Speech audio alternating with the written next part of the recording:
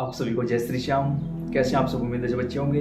प्रेमियों, आज की वीडियो में हम बात करेंगे कि बाबा श्याम की अखंड ज्योत कैसे जलाई जाती है, कितने दिनों तक जलाई जाती है, क्या क्या नियम होते हैं और उसके बाद हमें उस अखंड ज्योत का क्या करना होता है। संपूर्ण जानकारी आपको एक ही वीडियो के माध्यम से देने की कोशिश करेंगे। एक कंडीशन है, वीडियो को पूरा देखना, समझना, फिर आगे का जो काम है वो करना। बहुत ज़्यादा फ़ोन मैसेज कमेंट्स आए हैं आप सभी के, और हम ये वीडियो कमेंट्स तो और फ़ोन तो आपके बहुत समय पहले आ चुके हैं, थोड़ा सा लेट हो चुके हैं हम ये वीडियो बनाने में, तो हम माफ़ी चाहेंगे आप सभी से। तो देखिए, आपको क्या करना है। अखंड ज्योत क्यों जलाई जाती है? अखंड का मतलब क्या होता है? जिसको एक अवधि से दूसरी अवधि तक जलाया जाता है उसको अखंड ज्योत बोला जाता है। अखंड ज्योत क्यों जलाई जाती है?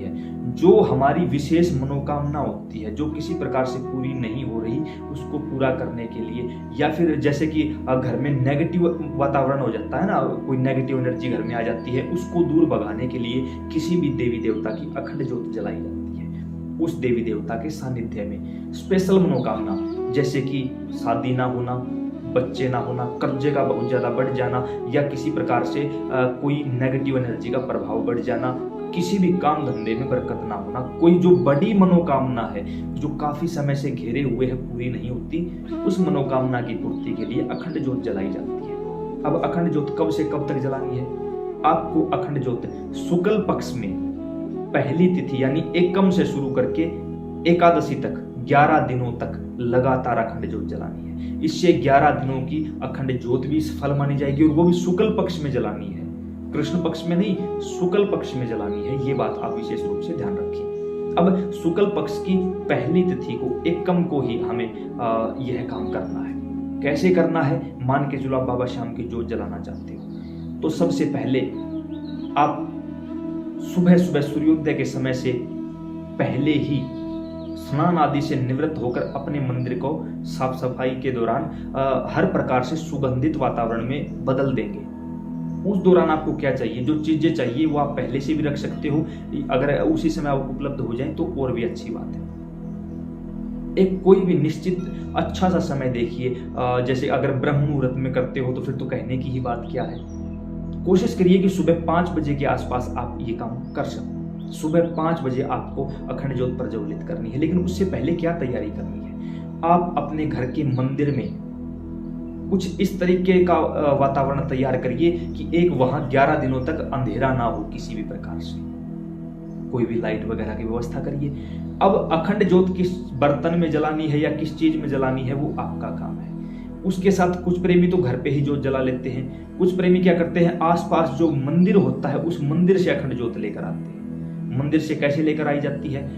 कोई भी आप कटोरा ले जाइए, बाती ले जाइए, मंदिर में चले जाइए और पुजारी जी से बोल दीजिए कि इस ज्योत को अखंड ज्योत में बदल दीजिए। अब पुजारी जी जो मंदिर में अखंड ज्योत का घी है वो घी आपके बर्तन में डाल देंगे और उस बाती से आपकी बाती को प्रज्वलित कर देंगे और आपको दे देंगे। आपकी अखंड ज्योत मंदिर से चल पड़ी, ठीक है, मंदिर से शुरू हो चुकी है आपकी अखंड ज्योत। उसे लेकर आप घर आ जाइए और घर पर विराजमान करिए बाबा श्याम की मूर्ति के पास। मंदिर का वातावरण शुद्ध है, मूर्ति के पास विराजमान करोगे। मूर्ति की दाईं साइड में घी की ज्योत होगी और किसी चीज की ज्योत नहीं होगी। कोशिश करिए गाय का देसी घी मिले तो फिर तो कहना ही क्या है, अन्यथा भैंस का घी भी चल जाएगा।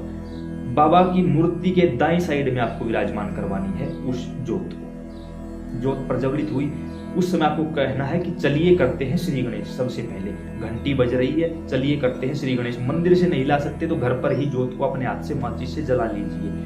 अब आप उस ज्योत को कैसे रखते हो ये आपका काम है।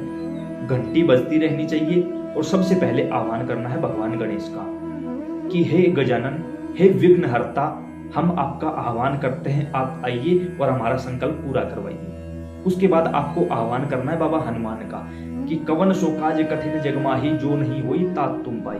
बाबा हनुमान, संसार में ऐसा कौन सा काम है जो आप ना कर सकते हो? अतः अपनी शक्तियों को याद करिए और तुरंत जागृत स्वरूप में विराजमान होइए, क्योंकि हमने बाबा श्याम की अखंड ज्योत जलाई है और हमारी ये मनोकामना है। मनोकामना बाद में बोलनी है, बस इतना बोलना है आपको। फिर बाबा श्याम को बुलाना है आपको बाबा श्याम माता मोरवी को दिए गए दोनों वचनों को याद करिए। एक, हारे का सहारा बनूंगा। दूसरा, किसी ने कुछ भी मांग लिया इनकार नहीं करूंगा। और तुरंत जागृत स्वरूप में विराजमान हो जाइए, क्योंकि बाबा हनुमान पहले से ही विराजमान हो चुके हैं और आपकी हमने अखंड ज्योत भी जला दी है। इतना कहते ही आपने गणेश भगवान को याद कर लिया, बाबा श्याम बाबा हनुमान को याद कर लिया। दोनों देवता तुरंत जागृत स्वरूप में विराजमान हो जाएंगे। वहीं पर घंटी बज रही है। उसके बाद आपको अपने हाथ में जल लेना है। जल लेकर संकल्प करना, मेरा नाम ये है, पिता का पति का नाम ये है। पिता और पति मतलब महिला पुरुष दोनों आ चुके हैं, ठीक है ना, महिला पुरुष दोनों आ चुके, कोई भी कर सकता है इस काम को। पिता का या पति का नाम ये है, गोत्र ये है, इस जगह का स्थायी निवासी हूं और मेरी मनोकामना ये है, मनोकामना बताओ। बाबा इस समय मैं इस मुसीबत में फंसा हुआ हूं, मुझे इससे बाहर निकालिए। इसके लिए मैंने आपके 11 दिनों की अखंड ज्योत शुरू कर दी है, यह संकल्प लिया है और मेरे इस संकल्प को पूरा भी आप ही करवाओगे। मैं आपकी शरण में हूं, इस संकल्प को पूरा करवाइए। इतना कह के आपको वो जल अपने आगे के हाथ से उंगलियों के हिसाब से नीचे छोड़ देना है। आपने संकल्प ले लिया है।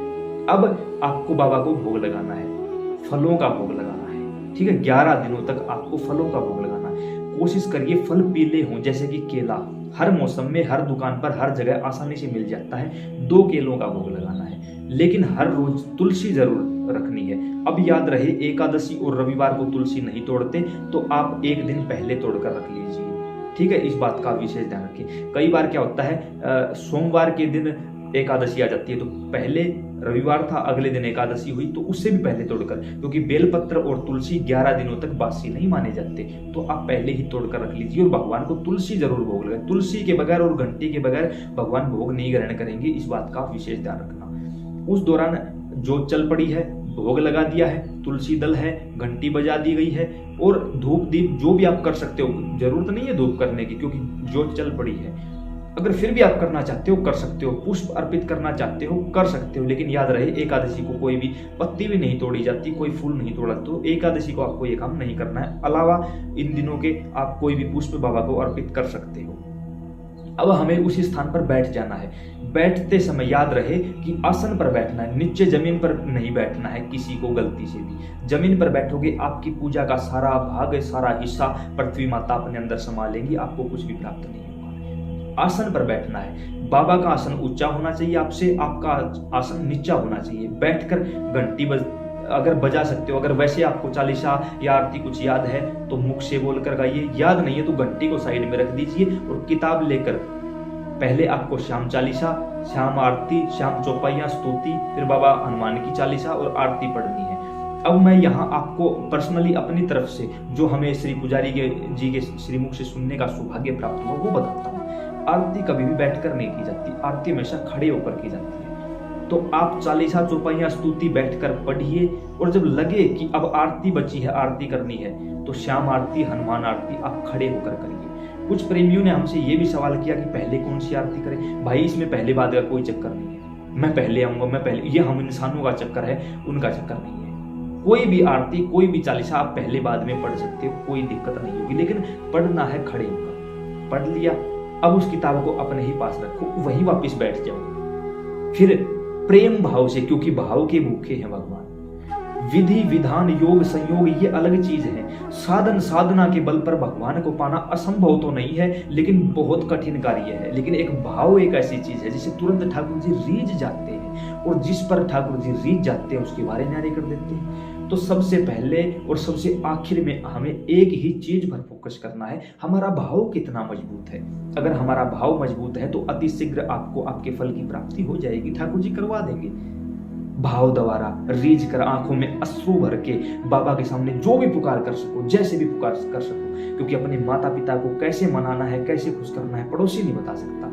ये सिर्फ अपने अंदर के भाव होते हैं, और वहां तो आपको कोई देखने वाला भी नहीं है। जितना रो सकते हो रो दो, जितना भाव विभोर हो सकते हो जाओ। ऐसे ना हुआ जाए, कोई भी भगवान की कथा लगाकर बैठ जाओ फोन पे, कोई ऐसा प्रसंग लगा के बैठ जाओ, किसी भी अपने दुख के दिनों को याद करो कि देखो उस समय में कैसा, तुरंत रो पड़ोगे आप। याद रखना, हर चीज झूठी हो सकती है, आंखों के जो आंसू हैं उनमें मिलावट नहीं होती। आप भाव द्वारा भगवान को मनाइए। जब भाव द्वारा भगवान को मनाओगे तो 11 दिन तो क्या, वो 11 मिनट भी नहीं लगाएंगे।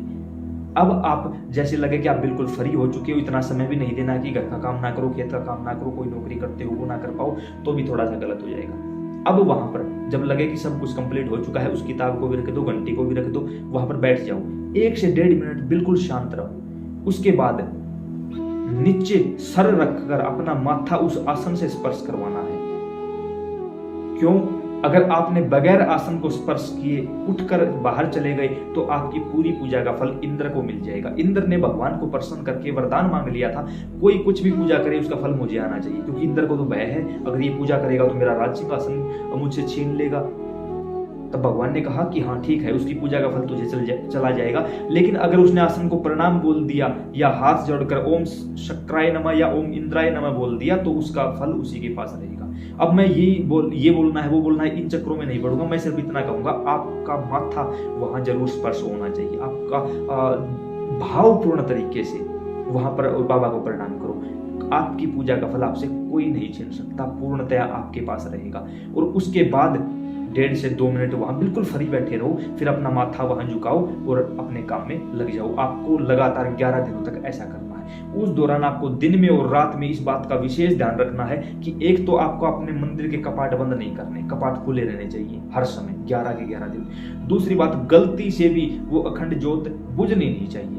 ये आप कैसे करते हो, ये आपका काम। सर्दी है, गर्मी है, जिस समय भी आप इस वीडियो को देख रहे हो, ये आपका काम है कि कैसे करोगे, क्या करोगे, लेकिन करना है भाई। वो बुझनी नहीं चाहिए। उसको आप दिन में 4 बार देखते हो, 10 बार देखते हो, वो आप लोगों के ऊपर डिपेंड है। या फिर घर के अन्य सदस्यों को भी बताते रहो कि भाई थोड़े थोड़े समय पे ध्यान रखा करो, क्योंकि जरूरी नहीं आप नौकरी भी करते होगे, खेत का काम भी है, अन्य भी बहुत सारे काम, तो घर के सदस्यों को भी बोल दो ये बात कि थोड़ा थोड़ा ध्यान रखिए, वो भी ध्यान रखेंगे। लगातार 11 दिनों तक आपको ऐसा करना है।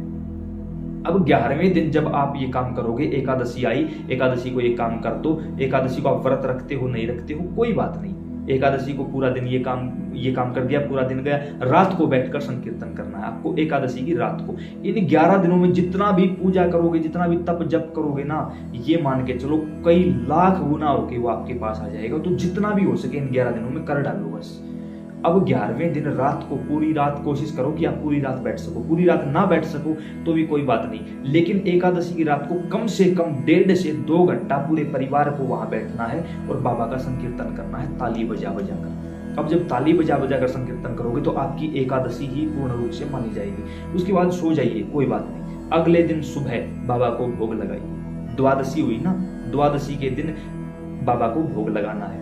भोग कैसे लगाया जाता है वो यहाँ बताऊंगा, लंबी वीडियो हो जाएगी, नीचे डिस्क्रिप्शन में या एंड स्क्रीन के रूप में आपको वीडियो मिल जाएगी, उसे आप देख लीजिए, आपको पता चल जाएगा बाबा को भोग कैसे लगाया जाता है। भोग लगाने के बाद उस अखंड ज्योति में आपको घी नहीं डालना है। अब वो जब तक चलते रहने दो, उसके बाद जैसे ही वो पूर्ण होती है उसको पूर्ण हो जाने दो, उसमें कोई परेशानी नहीं होगी, कोई आपत्ति आपको नहीं आएगी। तो ऐसे में 11 दिनों की अखंड ज्योत की जो नियम था वो आपको पूरा हुआ।